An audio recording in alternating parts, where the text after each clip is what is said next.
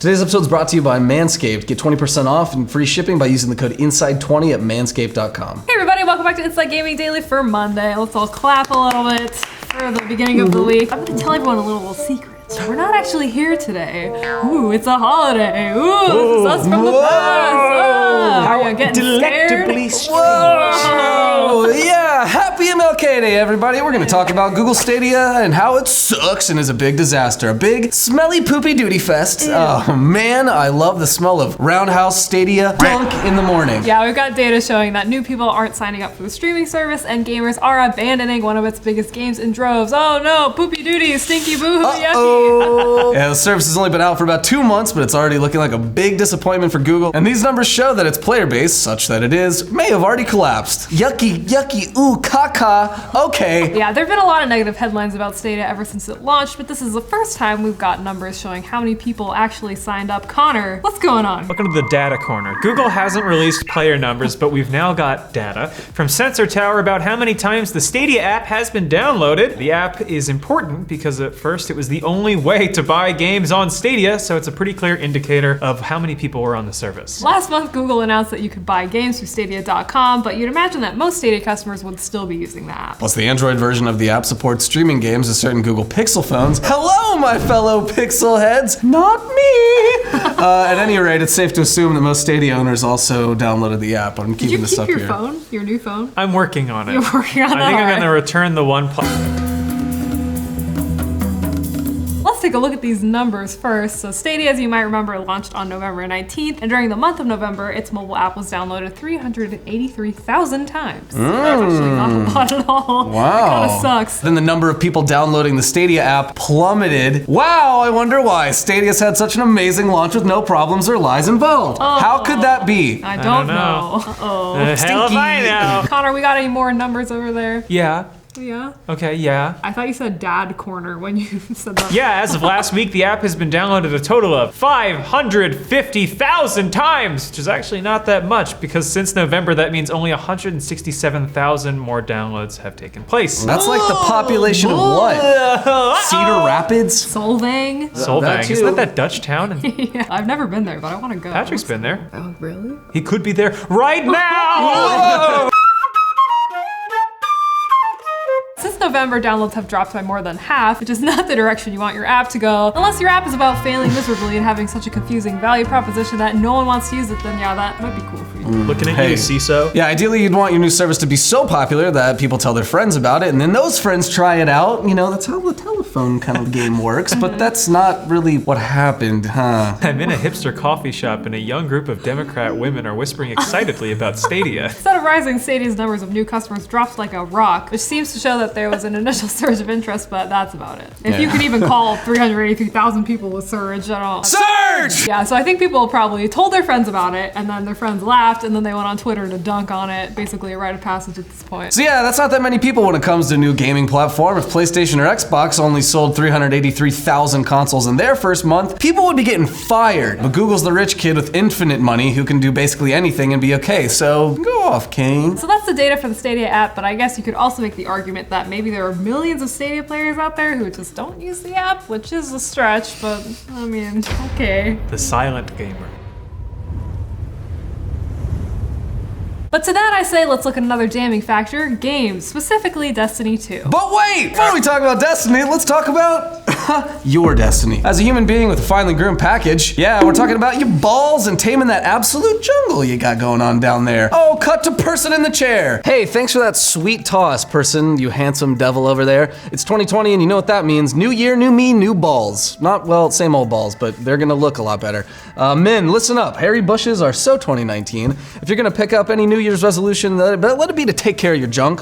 For once, please, Manscaped is making it easy now with their grooming products. That's coming from somebody that has a lawnmower 3.0, thanks to this show. So I know what I'm talking about here. We've all nicked our balls doing a little bit of that little manscaping. That's why the service is called that.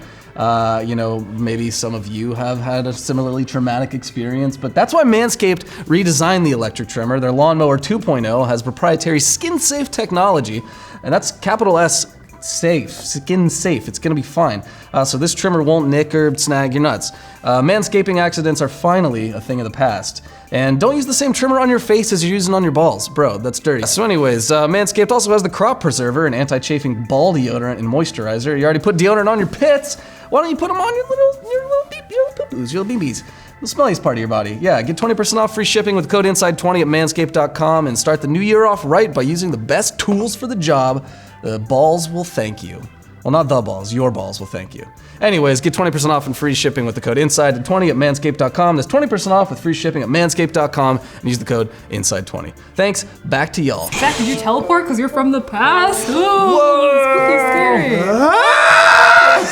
So back to Destiny 2. This game is important to Stadia because it was the first that was offered for free to Stadia Pro subscribers. And just like the app, Destiny 2 on Stadia has seen its user base fall off a cliff. Isn't that right, Connor? Yeah, on November 26th, just a week after Stadia launched, there were over 19,000 people playing Destiny 2 on the streaming service. It's not high. Fast forward to a few weeks ago, January 2nd, on that date there were just about 8,000 Destiny 2 players in Stadia, and that's a drop off of more than 58%. Granted, also Shadowkeep was a little while ago, and the new season doesn't really offer as much. However, Stadia is also a bogus, fake-ass video game thing, and nobody wants to play on it. Yeah, you're right. Oh, that's right! Oh my god. Yikes, that's pretty bad. It's a sign that even people who signed up for Stadia might be abandoning the platform, and it's one thing to never sign up at all, but it's really bad when people who did sign up can't even be bothered to play. I didn't even want to take the free one, the one that we got as a channel home for the seriously. holidays. I had Nothing. I had enough room for like another 2 shirts or a Stadia, and I was like, gotta give it up for the shirts, baby. Gotta. So why aren't they playing Destiny 2 on Stadia anymore? Well, a good guess might be lag. There's that famous gif of the Washington Post reporter using Stadia on his work computer, and there's significant latency issues, and the guy even said in the caption that they have crazy good gigabit internet. Ready? Okay. Boo! I want my money back! Yeah, lag like that could get you killed in Destiny, but it could be that a lot of people tried it, well, 19,000 people, and had a bad experience and said, no thanks, I'd like to play this literally any other way. Yeah, there's many other ways. Oh, yeah. Whatever the reason, it's a terrible sign for the future of the service. And we've already heard that Stadia is not living up to the hype. No way. I've never heard that anywhere. Yeah, on launch day, Kotaku's Jason Schreier reported that it already looks like a monumental flop and that he heard from one person involved that pre-orders were below expectations. Yeah. Jason Schreier's in a hipster coffee shop. Clacking on away. Gossiping the day away. You know how birds are. It's a British thing. All right, bird. She's a free item. Or a chap could Sussex. Hey, Governor! Well, people love when we make fun I of like getting proper slosh on pint and going to the pitch and see a game being played. Spitting all over your laptop. Yeah, judging by these numbers, that definitely seems to be the case. If Stadia does tank, it could be a case study in how not to roll out a service. Sometimes knowing what you don't want is just as valuable. Totally. Yeah, it even worked perfectly the way Google implemented Stadia, and it was confusing at best. Only people who ordered Founders Bundles can use the service, which means that they've paid more than $130 for the privilege of buying old games. How else Thank are you you. gonna play Tomb Raider? Oh wait, Either way. but hark, they also got 3 months of Stadia for free. Oh. But after that, it's $10 a month. The free version of Stadia still isn't out yet, and Google hasn't said when it will be. He said butt hark. But hark. Some people weren't sure just exactly what Stadia offered, right, Connor? Lots of people thought it would be a Netflix of games type service where you pay a monthly fee and played all the games you want, like Game Pass. Sounds like a good idea, especially for a company with infinite money. But instead, Stadia was just another storefront with a few games thrown in. It wasn't really much of a value proposition for customers. Yeah, despite all the issues though, Google says it's got big plans for this year. A party! Yeah. Will you please fix YouTube, Google? Like, please just Just do one, one thing. Holy In a post last week, they said that they're planning to add more than 120 games to the service this year, with more than 10 of those as exclusives coming out in the first half of 2020. Connor's flying away. I'm in a wind tunnel of games! That's a lot more than the 26 games and 1 exclusive, shoutouts Guilt, that they currently have. That's pretty cool though. I don't know, I haven't played it. I don't know, I it's nothing against the games that they're gonna put out. It's just I would like it if people were able to play them. Going forward, they said that over the next 3 months, they're going to add support for 4K gaming on the web, wireless gameplay on the web through the Stadia controller, and they'll support more Android phones. So Connor, you can get any Android phone your heart desires. I'm going to buy.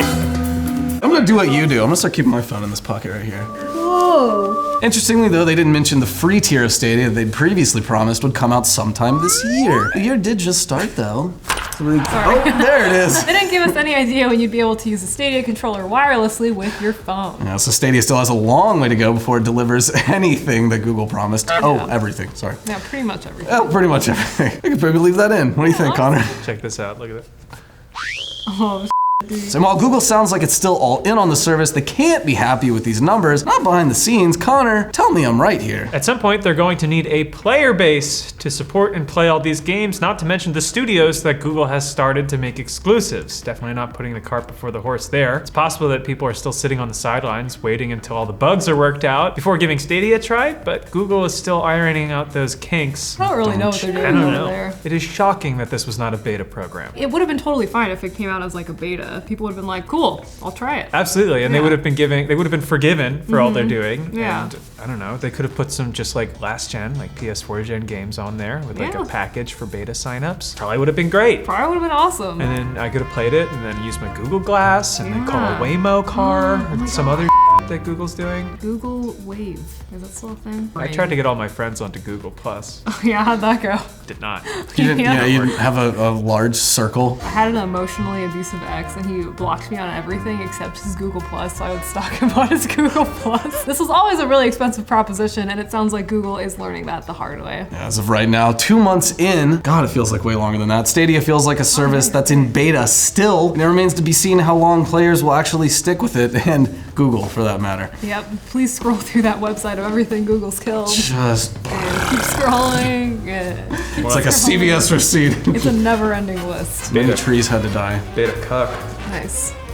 Ooh, God, that was like Mr. Miyagi. That was amazing. So Promise is the best you have to go for. Woof, not ready for money yet. So let's get to the reviews. Metacritic didn't put up an aggregate score for Stadia, but we did some original reporting. That's the journalism you can expect here. And counted up the positive reviews versus the so-sos versus the outright negative reviews. That's right, Inside Gaming doing basic edition for you. And the last time we checked, there were